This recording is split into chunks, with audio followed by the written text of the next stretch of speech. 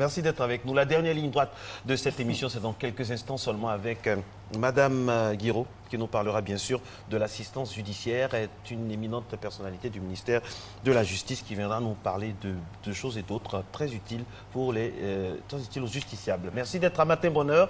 On va mettre le jingle, l'élément explicatif afin de situer un peu de quoi tout ça retourne. Et puis on se retrouve pour la discussion.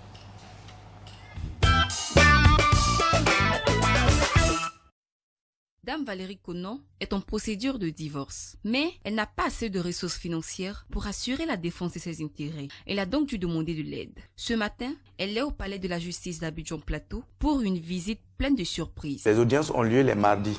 Nous prenons tous les dossiers avec ce registre-là qu'on appelle le plumitif et nous allons, n'est-ce pas, au bureau du sous-directeur chargé des affaires civiles et pénales. Et nous les répertorions, n'est-ce pas, dans ce registre-là. Après avoir répertorié, nous procédons, n'est-ce pas, à la rédaction, n'est-ce pas, des décisions que nous soumettons donc à la signature du directeur. Ceux qui ont eu leur dossier accordé retournent également au secrétariat pour, n'est-ce pas, le retrait de leur dossier. Vous voyez cette dame qui est assise là, par exemple, elle a eu sa décision qui a été accordée, donc elle est passée ce matin pour le retrait, n'est-ce pas, de sa décision. Je suis dans une procédure de divorce. Et la décision a été rendue depuis Daloa. N'ayant pas les moyens, j'ai demandé une assistance judiciaire par le biais des femmes juristes de Daloa. Et ils ont acheminé mon courrier à la DACP. En moins d'une semaine, j'ai eu mon accord d'assistance judiciaire. C'est ce que je suis venu chercher. Les accords pour aller déposer, pour avoir un avocat, un huissier et tous les frais des dossiers. Je ne croyais pas, mais il a fallu que je vive ça moi-même pour comprendre. Ça a été fiable et très rapide. Vos ressources sont insuffisantes pour prendre en charge les frais d'un avocat, d'un huissier ou des notaires. L'assistance judiciaire est là pour vous porter secours. Mais avant approbation, les dossiers sont soigneusement examinés. Voilà quelqu'un qui a les moyens. Il saisit l'assistance judiciaire pour l'aider à payer les frais d'avocat, de se faire exonérer de frais de justice. Mais seulement, il nous dit qu'il a les moyens, mais il réserve ses moyens pour sa thèse qu'il doit faire à l'étranger. Alors nous, on a estimé qu'il ne rentre pas véritablement dans le cas de personnes financièrement défavorisées. L'assistance judiciaire porte secours, mais rares sont les personnes qui connaissent cette procédure d'aide apportée par le ministère de la Justice et des Droits de l'Homme. C'est la première fois que j'entends parler de l'assistance judiciaire. Mais c'est une bonne chose qui est arrivée dans le pays.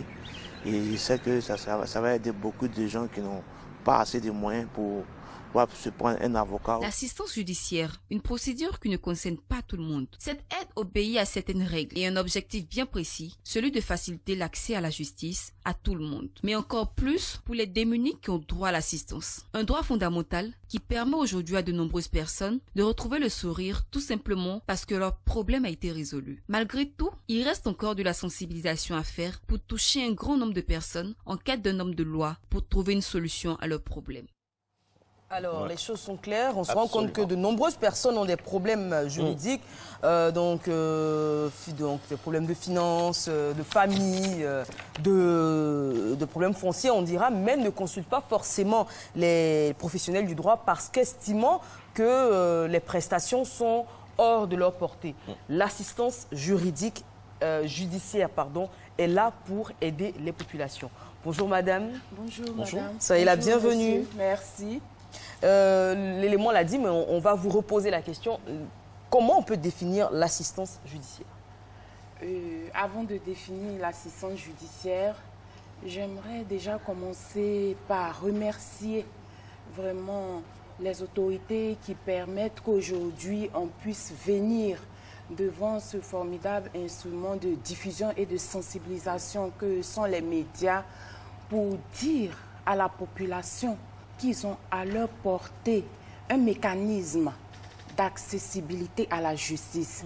Comme vous avez dit, assistance judiciaire, aujourd'hui, effectivement, il s'agit de parler d'assistance judiciaire. Mais dans l'assistance judiciaire, il y a aussi l'assistance juridique dont on a parlé avec le centre d'appel. C'est deux piliers d'une réalité, ce droit fondamental qui est de permettre à tout citoyen d'accéder à la justice. Un droit fondamental qui est reconnu par la Constitution, qui est conforté par les conventions internationales, la Charte africaine des droits de l'homme et des peuples, et tout et tout. Merci madame. Alors je rappelle que vous avez, on va faire l'assistance judiciaire mais en direct à la télé également. Vous pouvez nous envoyer toutes vos questions. Regardez là, ça va revenir dans quelques instants seulement. Vous pouvez donc nous envoyer toutes vos questions et puis séance tenante, nous allons les poser. Alors on sait déjà maintenant ce que c'est que l'assistance judiciaire. Qui peut bénéficier, madame, de l'assistance judiciaire? Donc, comme je vous l'ai dit, l'assistance judiciaire, c'est un mécanisme gratuit pour faciliter l'accès à la justice. Et toute personne physique peut en bénéficier. Toute personne physique vivant en Côte d'Ivoire peut en bénéficier, peu importe sa nationalité. Et en ce qui concerne les personnes morales, c'est-à-dire les sociétés, ou je veux dire les personnes morales, pas les sociétés, mais des associations qui ont pour objet d'assister les personnes, qui sont créées, qui ont une existence juridique, elles aussi, elles peuvent bénéficier de l'assistance judiciaire. Voilà. Donc, quelles sont les conditions qu'il faut remplir? Est-ce que c'est pour forcément les démunis ou... Voilà. L'assistance judiciaire, quand on parle d'accessibilité à la justice, on se dit souvent, est-ce que c'est parce que je n'ai pas les moyens, que je ne peux pas faire valoir mes droits en justice? Parce que c'est vrai, le service public de la justice est gratuit, mais il faut avoir des conseils, il faut passer par des auxiliaires de justice pour faire exécuter la décision, il faut payer des frais. Et il peut se trouver que des personnes n'aient pas les moyens pour accéder à ces services-là. Et cet instrument-là est mis en place par la loi de Côte d'Ivoire, par le Code de procédure civile depuis 1972. Et pour que les personnes puissent venir et demander sans payer le moindre frais qu'on leur donne les moyens d'exercer leurs droits en justice. Et toutes les matières, que vous ayez une procédure judiciaire, que vous ayez une procédure contentieuse, gracieuse, que vous vouliez consolider un droit, vous pouvez demander le bénéfice de l'assistance judiciaire. Alors, tout ça est sous-tendu, bien sûr, par un processus, ou du moins par une procédure. Tout à fait. Quelle est-elle? La procédure est simple. Il faut écrire au ministère de la Justice, plus précisément à la direction des affaires civiles et pénales, une simple lettre et joindre à cette lettre-là un certificat d'imposition ou de non-imposition. Et ce courrier-là doit comprendre les éléments permettant de vous identifier, le nom, le prénom, le numéro de téléphone. Et aussi, vous devez expliquer de façon sommaire ce pourquoi vous demandez l'assistance judiciaire. Est-ce que c'est parce que vous voulez initier une procédure en justice? Est-ce que c'est parce que vous voulez consolider un droit? Est-ce que c'est parce que vous voulez faire exécuter une décision de justice? Est-ce que c'est parce que vous voulez exercer une voie de recours? À toutes les étapes des procédures, vous pouvez venir et demander l'assistance judiciaire. Mais mieux, dans un souci de rapprochement de la justice du justiciable, il a été créé depuis 2016 des bureaux locaux d'assistance judiciaire qui se retrouvent à toutes les juridictions de premier degré de notre pays. Quand on parle de juridiction de premier degré, il s'agit des tribunaux de première instance, il y en a 9, et des sections détachées de tribunaux. D'accord, donc des tribunaux de première instance, il y en a notamment à Boaké, Ouadaloa, Abidjan, Yopougon, les grandes Boaflé, mais les tribunaux de première instance, tout comme les sections détachées de tribunaux à Dabou, à Beauville, voilà. Donc, on se rend compte que la justice est de plus en plus proche des populations. Oui. C'est vrai que l'information ne passe pas toujours, on n'est pas toujours informé, mais on se réjouit d'avoir des personnes telles que vous sur ce plateau pour porter l'information à nos très chères populations. Alors, bien souvent dans les films, on entend dire que si vous n'avez pas les moyens de prendre un avocat, vous aurez un avocat commis d'office. Est-ce qu'en Côte d'Ivoire, cette commission d'office existe? Très bien. La commission de l'avocat d'office existe, mais dans des matières qui sont limitatives. C'est-à-dire que l'assistance judiciaire, c'est une forme d'assistance judiciaire aussi. Elle est spécialisée. Par exemple, lorsque quelqu'un a commis un crime et qui doit passer devant la cour d'assises, s'il n'a pas d'avocat, on lui commet un avocat. On lui commet un avocat d'office. Si par exemple, quelqu'un est en matière correctionnelle devant le tribunal militaire, on lui commet un avocat d'office. Mais contrairement à ce que nous voyons dans le système anglo-saxon ou dans certains autres systèmes, en matière correctionnelle, on ne commet pas d'avocat d'office aux personnes qui doivent être jugées en matière correctionnelle, c'est-à-dire pour les délits. Mais lorsqu'il s'agit de mineurs, s'ils n'ont pas de représentants, ils sont des personnes vulnérables aussi. Même si c'est en matière correctionnelle, on leur commet un avocat d'office. Si aussi on s'aperçoit que quelqu'un est handicapé et que ce handicap-là le met dans une incapacité de se défendre, parce que tout est possible, là aussi, on lui commet un avocat d'office. Donc, avec tous ces exemples-là, vous voyez que l'État est prêt à rendre la justice accessible. La justice est un service public. Aujourd'hui, ce que nous faisons, comme vous l'avez dit tout au long de l'émission, et c'est pour ça qu'en propos liminaire, je vous ai remercié, c'est de sensibiliser, de vulgariser l'information, notamment avec le centre d'appel du ministère de la Justice, pour que le justiciable sache que sa justice est là pour le servir. Justement, qu'il sache, est-ce que tout ça est vraiment sûr? Parce que au-delà des canaux de communication dits officiels, comme la télé, la radio, la Côte d'Ivoire, c'est surtout le pays profond. Est-ce que dans nos villages, dans nos hameaux les plus reculés, est-ce que quelque chose est fait afin de faire en sorte que la justice se rapproche encore plus de nos populations rurales? Oui, nous agissons. La justice, vous voyez l'image qui représente la justice, cette dame aveugle, mais qui tient la balance et le sabre, le glaive. Donc, nous avons des missions de sensibilisation de nos relais communautaires, que sont les chefs, nos chefs traditionnels, les autorités religieuses. On fait beaucoup de sensibilisation, mais cela ne se fait pas avec peut-être... Mais sinon, nous faisons des actions de sensibilisation. Dans les zones rurales, il y a très souvent des problèmes fonciers, et puis des problèmes de mœurs également. Voilà. Donc, et lorsque on parfois, les gens vont chez le préfet. Voilà. Qui sont réglés sous la bapala, parce qu'on ne sait pas qu'on peut avoir accès à la justice. Voilà, il faut que le citoyen sache que la justice est là pour le servir. Nous voulons que le citoyen fasse confiance à son service en n'ayant plus peur, parce que l'information sera disponible et parce qu'il saura quels sont les moyens mis à sa disposition. Le ministère de la Justice est fermement engagé dans ce process-là de sensibilisation en vue de rapprocher et d'informer le justiciable.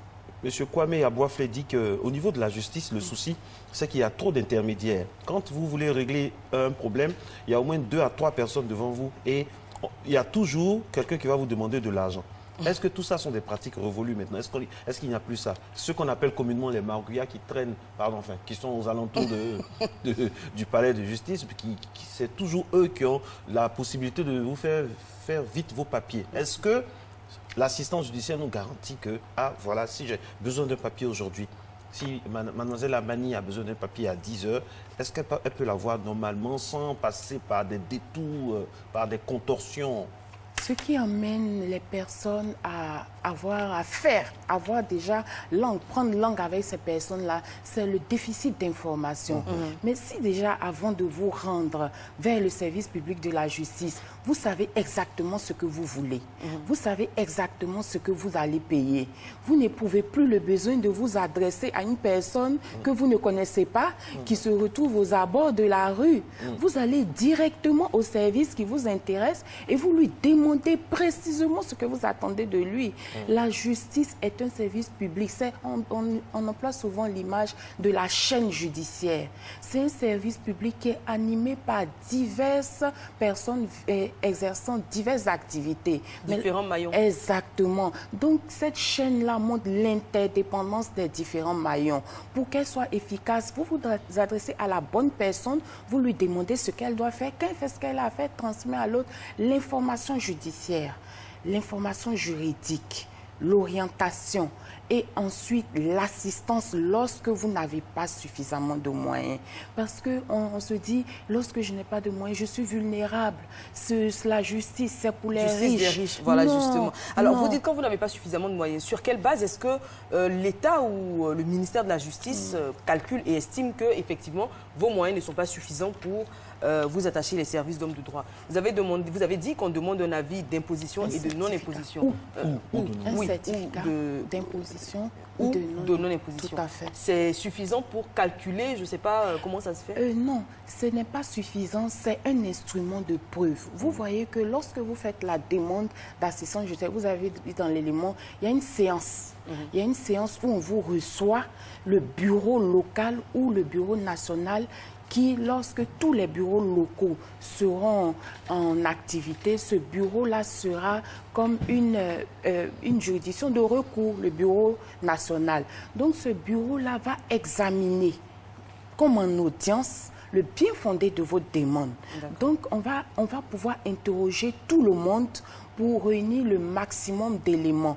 Et le législateur ivoirien, dans sa grande sagesse, il faut le reconnaître, n'a pas fixé un seuil pour dire à partir de tel salaire, vous êtes considéré comme aisé. Parce que nos réalités sont multiformes.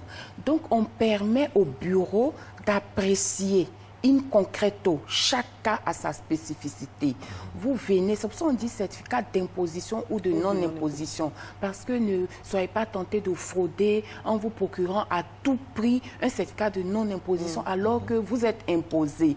Vous venez avec le revenu dont vous disposez, mais vos revenus peuvent vous permettre de vivre décemment, mais peuvent ne pas vous permettre d'accéder à la justice. Donc nous apprécions les magistrats qui seront chargés de audiencer, d'examiner cette requête-là, apprécie, est-ce que vraiment vous êtes dans un état de nécessité en ce qui concerne l'accès à la justice.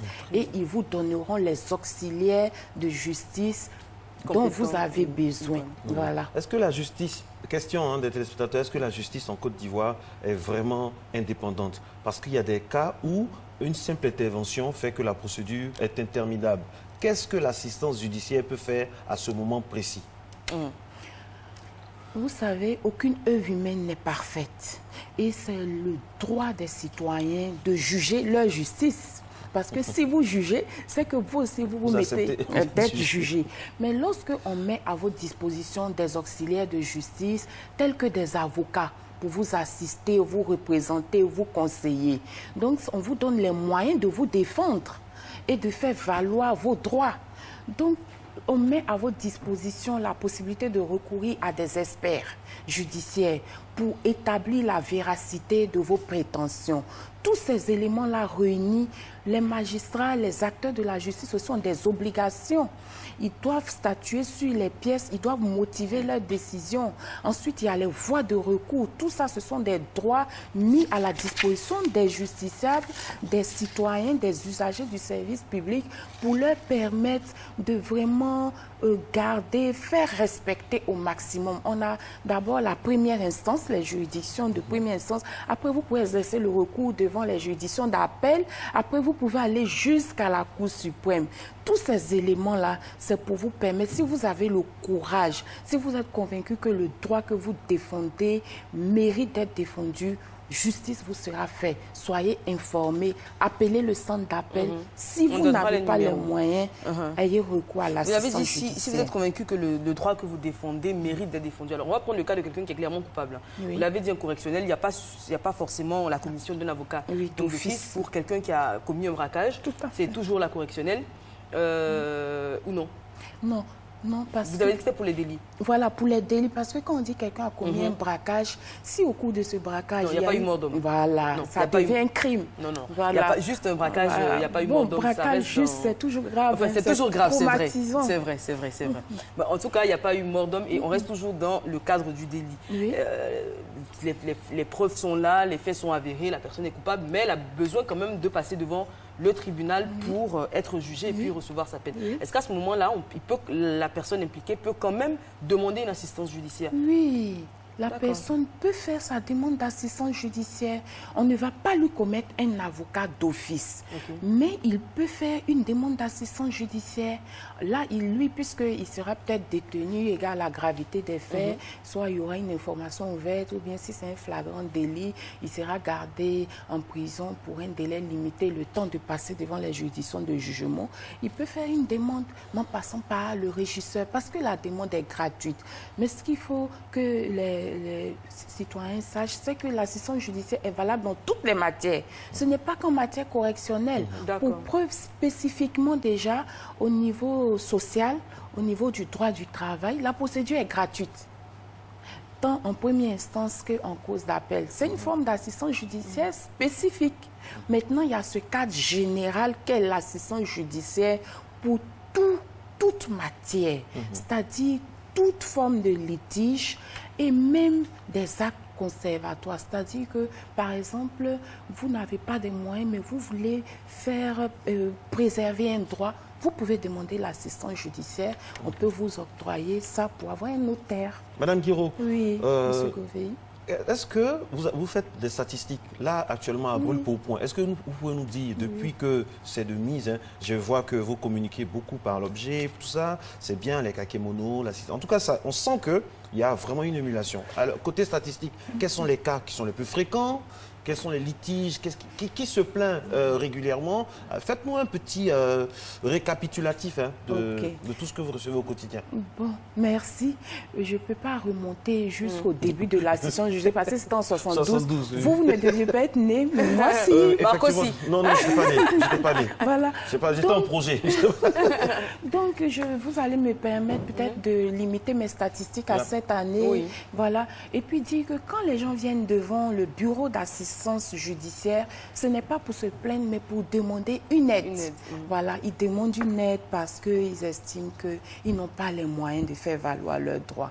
Et pourquoi est-ce que nous communiquons autant? Parce que les chiffres ne sont pas élevés. Nous avons ce formidable instrument de solidarité, mais nous sommes pas à des chiffres vraiment élevés. C'est parce que peut-être les Ivoiriens n'ont pas confiance en la justice? Non, mais c'est ce que nous voulons leur dire.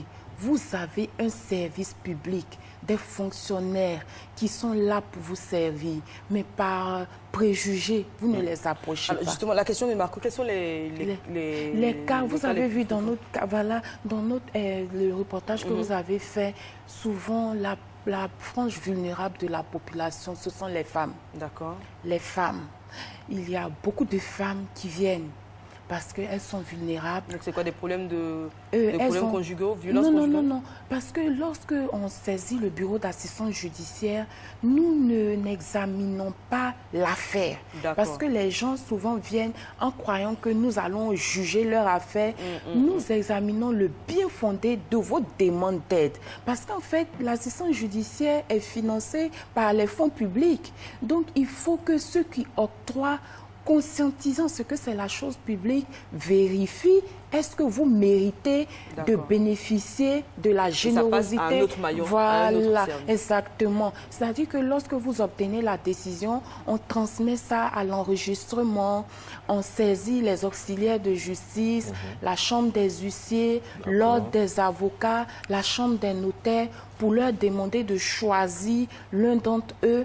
Et il faut dire que ces auxiliaires de justice aussi font œuvre de solidarité. Ce n'est pas que l'État, parce qu'ils exercent des professions libérales. Mais on les paye de façon forfaitaire. Leurs honoraires sont fixés avant. Et ils attendent. Ils ne sont pas payés avant de faire le service. Vous avez cité plusieurs maillons qui sont sollicités pour la résolution éventuelle d'une affaire. La question qu'on peut se poser également, c'est celle des délais. Combien de temps ça prend quand en moyenne, quand on adresse un courrier à l'assistance judiciaire, le temps de recevoir une réponse et d'être redirigé vers le service le plus à même de nous répondre? Parce que ça fait partie des préoccupations. La lenteur, l'indolence aussi parfois. Et c'est là, on va parler encore de la sagesse du législateur. Il enfermait ça dans de très brefs délais, 5 jours au maximum. Mais vous avez vu votre exemple, ce n'était pas un cas préparé, c'est un exemple typique. Lorsque vous saisissez actuellement le bureau national, la plus proche audience, les séances ont lieu les mardis. Si vous saisissez en semaine, à la plus proche séance, votre dossier est audiencé. Et lorsque c'est accordé 3 jours après, vous avez les éléments qui vous permettent d'avoir accès aux auxiliaires. Est-ce qu'on peut avoir le pourcentage? Combien de cas sont sur 100 cas? Il y en a combien d'acceptés et combien de refusés? Voilà. Par exemple, pour les premiers, on peut dire que le pourcentage sur 100 cas, on peut dire qu'il y a peut-être 80% qui sont acceptés et 20% qui sont refusés. Nous apprécions, et souvent, vous voyez que les ONG qui ont été formées et sensibilisées font du référencement. C'est-à-dire que lorsque les gens vont vers les chefs, vers les organisations qui œuvrent dans le cadre de la justice, eh bien, ils les envoient vers l'assistance judiciaire en les aidant à rédiger leurs requêtes. 80%, c'est 8 personnes sur 10. Oui. Alors, les 2 personnes-là, qu'est-ce qu'on en fait? On ne va pas les laisser comme ça dans la nature. Qu'est-ce qui est prévu Pourquoi également? même déjà on refuse? Voilà, parce que quand Pourquoi, vous comment on refuse saisissez, et qu'est-ce qu'on fait? Exactement. Lorsque vous saisissez le bureau local d'assistance judiciaire, il a 2 possibilités. Il peut vous donner une décision d'admission à l'assistance judiciaire Ou de refus. ou une décision de rejet de votre demande d'assistance judiciaire. Si c'est le bureau local que vous avez saisi, vous pouvez exercer une voie de recours en saisissant le Bureau national d'assistance judiciaire. Mais puisque actuellement, nous sommes en train de mettre en place sur toute l'étendue du territoire les bureaux locaux, donc le Bureau national a une compétence globale. Lorsque vous saisissez et que, par exemple, vous avez une décision de rejet, dans la décision de rejet, on doit motiver, le président doit motiver la cause du rejet. Puisque vous êtes informé de ce qui a cloché, voilà, ce qui a entraîné le rejet de votre demande, vous vous mettez en mesure, si vous le pouvez, est-ce que vous allez vous rendre pauvre si vous allez payer des moyens pour pouvoir avoir l'assistance judiciaire? Parce qu'on dit que c'est les personnes qui n'ont pas suffisamment de moyens, qui sont indigents, qui sont dans un état de nécessité pour accéder à la justice. Je prends le cas, par exemple, d'Eva Amani, je vois. Est-ce qu'elle est éligible? Elle a un bon salaire? Elle est très heureuse? Déjà même, elle est épanouie? que je n'ai jamais elle fait ses vacances hors du pays. Est-ce qu'elle peut bénéficier de la justice? Non, je vais dire, on peut avoir fait la justice pour faire son certificat de nationalité. Oui. C'est comme l'hôpital. Ou certificat de mariage. Voilà. Bon, certificat de mariage, là, c'est à la mairie. Mais par exemple, un acte de notoriété. Merci de nous mettre sur la voie. Voilà. C'est comme l'hôpital. Hein. On peut aller pour faire un bébé, donner la vie. Oui, c'est vrai. C'est vrai que quand on entend justice, on se dit toujours que ce sont des problèmes de justice. Non. Mais il peut en sortir du bon également. Oui, tout à fait. Donc, pour revenir à votre question, c'est au cas par cas. D'accord. C'est au cas par cas. Vous venez avec vos moyens et vous expliquez. Voilà, je gagne tel salaire, mais je dois faire une procédure qui demande beaucoup de frais. Voilà. Merci beaucoup. Je rappelle que nous étions en compagnie de Madame Guiraud, qui est sous-directrice des affaires pénales et des grâces, donc au ministère de la Justice, avec qui nous parlions du thème assez intéressant, vous l'aurez constaté, l'assistance judiciaire. Merci beaucoup. Eva, thème très intéressant. Ah bah oui, merci encore à vous. Merci à vous, très chers téléspectateurs. Je vous rappelle, oui, vous savez tout. Les numéros, on ne les a pas donnés. Il faut les noter dans vos téléphones portables parce que vous pouvez toujours en avoir besoin. C'est le 20 22 32 20. 20 22 32 20. Oui, et l'assistance judiciaire, la demande se fait à la direction des affaires civiles et pénales. D'accord. Appelez ce numéro, vous aurez toutes les informations. Merci.